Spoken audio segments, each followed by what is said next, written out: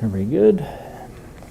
Okay, really not a whole lot, a couple of things. The aggravated assault, that's a domestic, it was a strangulation case.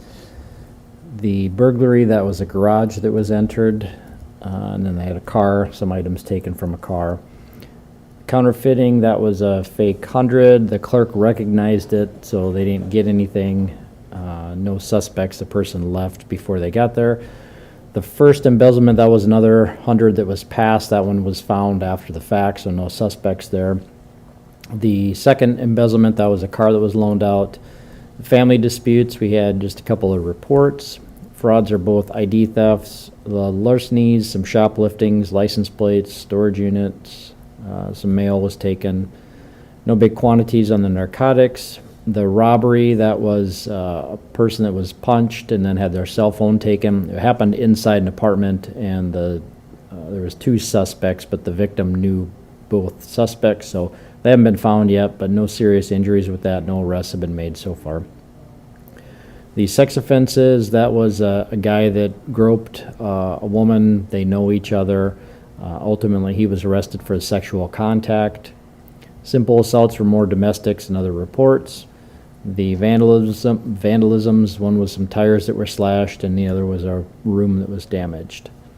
The stolen vehicle, that we just had the one. It was a guy that was warming up his vehicle. No great surprise with that, but this is something that we see, especially when the weather gets very cold like this. People will tend to warm up their cars, and this is the time when we'll see an increase in the number of stolen cars. Excuse me. The vast majority, I'd say we're probably looking at 90% of the stolen vehicles we have, keys are left inside the vehicle.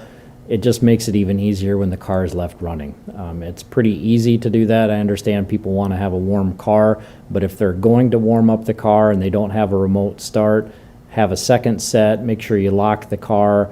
Even then, you still need a watch, because it doesn't take much for somebody to break out a window and then they can drive away with the car. So remote starts are the best if you want to warm a car up. If you're not able to do that or don't have the ability to purchase one, make sure you're watching the car, and if somebody comes walking up to the car, you should be going out there just to make sure that nothing happens. So a few simple steps. It doesn't take much, but this time of day, if people are out walking around when it's this cold, they're going to look for any opportunities, and we just don't want to make it easier for the criminals. That's it, unless you guys have anything.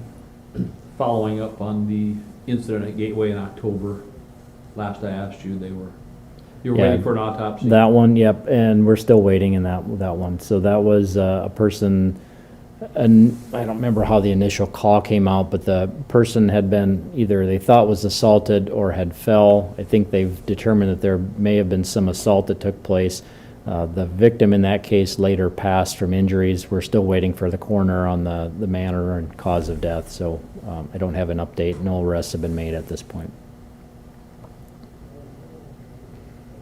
Anything else? Okay, thanks.